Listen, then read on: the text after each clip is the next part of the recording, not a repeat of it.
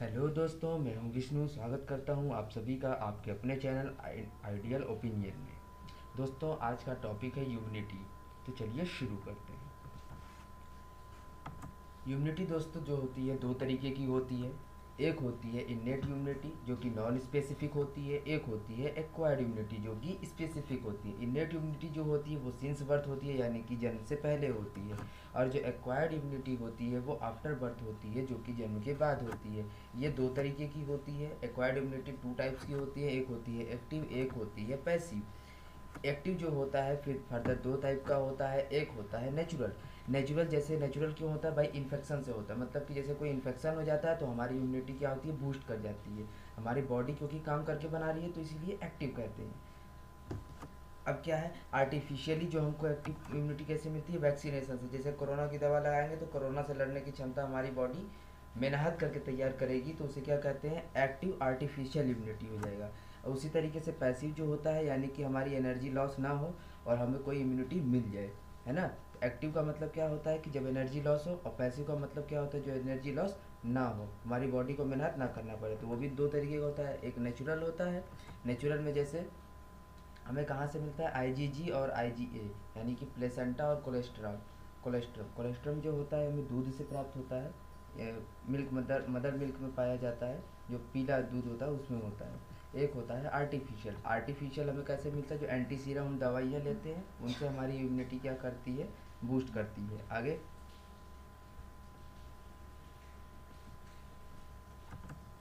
आगे देखिए इम्यूनिटी की डिफिनीशन क्या है। इम्यूनिटी जो होती है उसके डिफिनेशन करा the immune system protect the body against disease or other potentially damaging foreign bodies. इसका एक एग्जांपल और हम परिभाषा समझते हैं। देखिए डिफिनेशन करा ability of the host to fight the disease causing organism confirmed by the immune system is called immunity.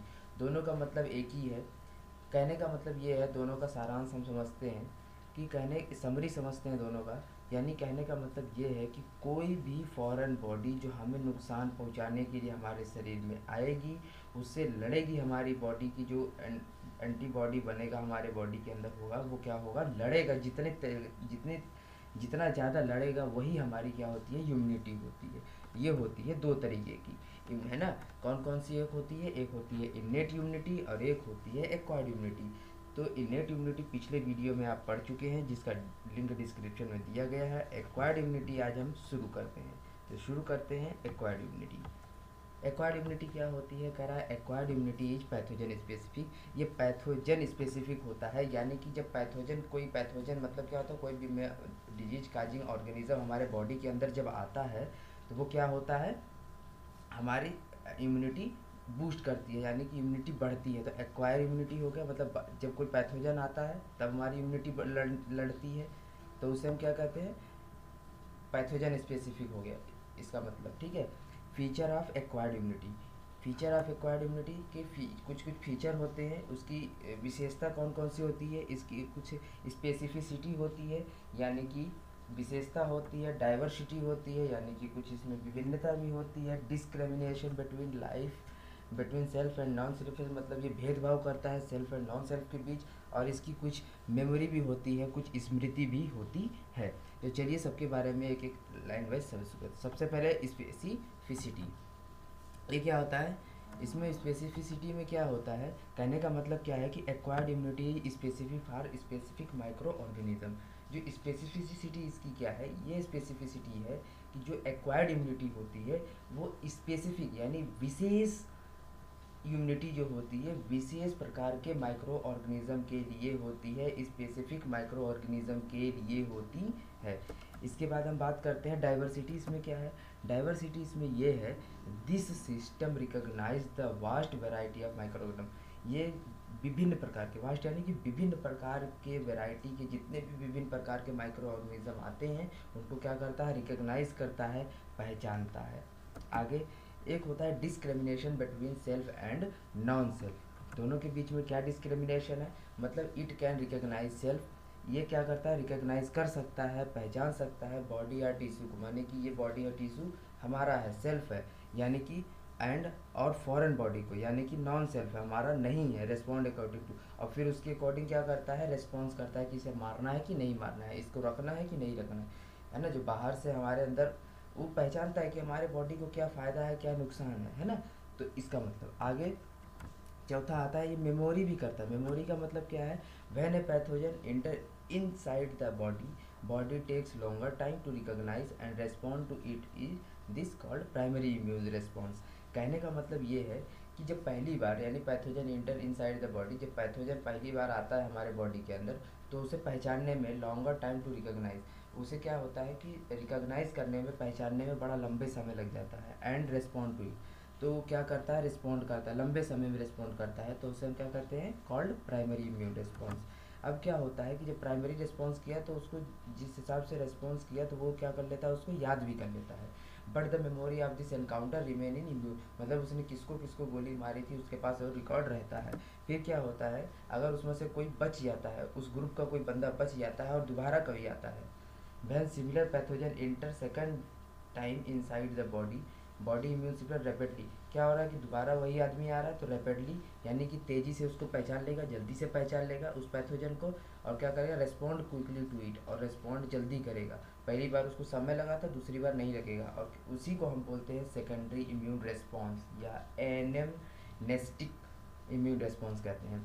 पूरे का सारांश समझते हैं। कहने का मतलब क्या है, जब पहली बार आ रहा है तो प्राइमरी इम्यून रेस्पॉन्स, पहली बार समझने में उसको बहुत ज़्यादा समय लग जाता है, पहली बार समझने में उसको क्या होता है, वो ज़्यादा समय लग जाता है, और फिर वो रिस्पॉन्स करता है। पहली बार आया तो यानी प्राइमरी, सेकंड टाइम आता है तो सेकेंडरी इम्यून रिस्पॉन्स कहते हैं, मतलब वही आदमी दोबारा आया तो उसको पहचानने में जल्दी होगी, क्योंकि क्या किया, रिकॉग्नाइज किया, मेमोरी, उसमें मेमोरी बिल्डअप कर लिया, उसको याद है कि हाँ क्या करना है। ठीक है, आगे नोट्स हम पढ़ते हैं। देखिए, the primary and secondary immune response are carried out with the help of two special type of lymphocyte present in our blood. कहने का मतलब the primary and secondary immune response are carried out, जो primary and secondary immune system अभी आपने पीछे पढ़ा, वो कौन कैरी आउट कराता है, तो वो कौन होता है, लिम्फोसाइट सेल्स जो होती है, लिम्फोसाइट जो होते हैं, वो क्या करते हैं, कैरी कराते हैं। वही कहता है कि भाई इसको पहले पहचानना, जो भी क्रियाकलाप पीछे हुआ वो सारी क्या होता है, लिम्फोसाइट सेल होती है, उन्हीं का काम होता है। ये दो तरीके के होते हैं, कौन कौन से होती हैं, एक होता है बी लिम्फोसाइट सेल्स और एक होता है T lymphocyte cell. B lymphocyte क्या करते हैं, तो B lymphocyte produce an army of protein in response to pathogen into our body blood to fight with them. B lymphocyte क्या करती हैं, प्रोड्यूस करती हैं एन आर्मी ऑफ प्रोटीन, एक आर्मी प्रोटीन है ना, प्रोटीन की आर्मी तैयार करती है जो रेस्पॉन्ड टू पैथोजन, पैथोजन का जैसे हमला होता है उस पर तुरंत अटैक करती है वो, है ना, उसका अपोजिट, मतलब उसको जवाबी कार्रवाई करती है। आर्मी किसकी होती है, प्रोटीन की आर्मी होती है। याद रहे कि हम बॉर्डर पे आर्मी लगाते हैं ना सेफ्टी के लिए, तो उस तरीके से क्या होता है, वो प्रोटीन का आर्मी बनाता है। किससे लड़ता है, वहाँ आतंकवादियों से लड़ते हैं, हम यहाँ का पैथोजन से लड़ता है। टी लिम्फोसाइट क्या करता है, टी लिम्फोसाइट बनाता नहीं है, the T cells them self do not secrete antibody but help the cell to produce them. बल्कि क्या करता है, जो टी सेल होता है वो बी सेल को मदद करता है। यानी टी लिम्फोसाइट सेल क्या होती हैं, एक तरीके का लेबर हो गया, बी लिम्फोसाइट्स क्या हो गई, एक तरह का मिस्त्री हो गया, बना बना के ये काम देगा और ये ईट उट जही आएगा। ठीक है, आगे शुरू करते हैं। Different between active and passive immunity. When a host is exposed to antigen which may be in the form of living or dead microbe or other potential antibody are produced in the host body, this type of immunity is called active immunity. अब देखिए active immunity क्या कहलाता है। Active immunity उसे कहते हैं कि जो when a host is exposed to antigen, जब कोई होस्ट एंटीजन को क्या करे, पर्दा उसका फास करे, नहीं नहीं नहीं नहीं ये हमारे बॉडी का नहीं है ना, which may be in the form of, अब वो एंटीजन कैसा भी हो, चाहे वो लिविंग हो, है ना, मतलब जीवित हो, डेड माइक्रोब हो यानी कि मरा हुआ हो, अदर प्रोटीन हो यानी कि किसी भी प्रकार का हो, antibody are produce in the host body.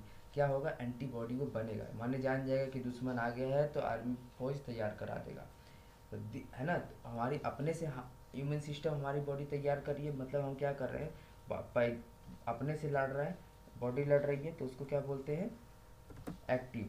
लेकिन अगर हमें रेडीमेड कोई एंटीबॉडी या directly given to protect body against foreign, मतलब हम बाहर से किसी को अपने बॉर्डर की सुरक्षा के लिए बाहर से किसी को मना रहे हैं, तो मतलब हमारे ने तो खर्चा किया ही नहीं, तो क्या हो गया, पैसिव हो गया, है ना, मतलब पैसे से हो रहा है। पैसिव का मतलब पैसा लगा के हो रहा है, लेकिन हमारी बॉडी तो पैसा मांगेगी नहीं कि नहीं हड़ताल कर देगी, पैसा नहीं दोगे तो।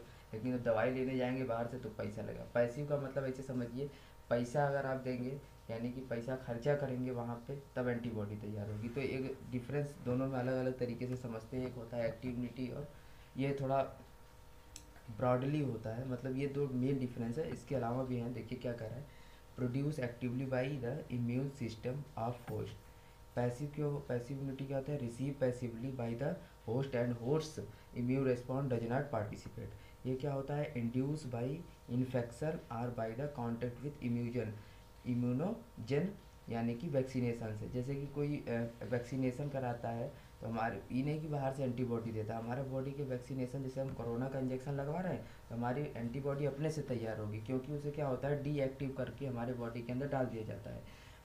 इसको हम वैक्सीनेशन के सब इसमें पढ़ेंगे, लेकिन ये क्या होता है, इसमें वैक्सीनेशन जो हम कहते हैं हमारी बॉडी खुद ही बनाती है एंटीबॉडी, तो उसे क्या होता है, मेहनत करके बना रही है तो एक्टिव इम्यूनिटी कहते हैं। इसके बाद पैसिव में क्या होता है कि हम कैरिड आउट कह रहा है कि confirmed two by introduction of readymade antibody. Readymade antibody बाहर से लाए और इंजेक्शन के माध्यम से अब कैसे भी डालना है आप डिपेंड करता है, बाहर से ला के अपने बॉडी में डालें। Immune response durable and effective होता है। एक्टिव इम्यूनिटी जो पैसा आपने मेहनत से कमाया है वो काफ़ी समय तक रहेगा और ज़्यादा कारीगर भी होगा, है ना। तो उसी तरीके से immune response short life and less effective होता है, यानी कि अगर आप मेहनत का नहीं है आपका पैसा तो क्या होगा, शॉर्ट लाइफ कुछ छोटे समय के लिए रहेगा और ज़्यादा इफेक्टिव भी नहीं रहेगा। यानी कि immunity develop only after a lag period. यहाँ पे क्या होता है, इम्यूनिटी इफेक्टिव इमीडिएटली होता है कि अगर पैसिव इम्यूनिटी है तो क्या होता है कि बाहर से इमीडिएटली काम करने के लिए ठीक है भाई, अगर झटके से आपको किसी चीज़ की ज़रूरत पड़ गई तो आप बाहर से ही लेंगे, आप नहीं कर पाएंगे अपने अंदर से।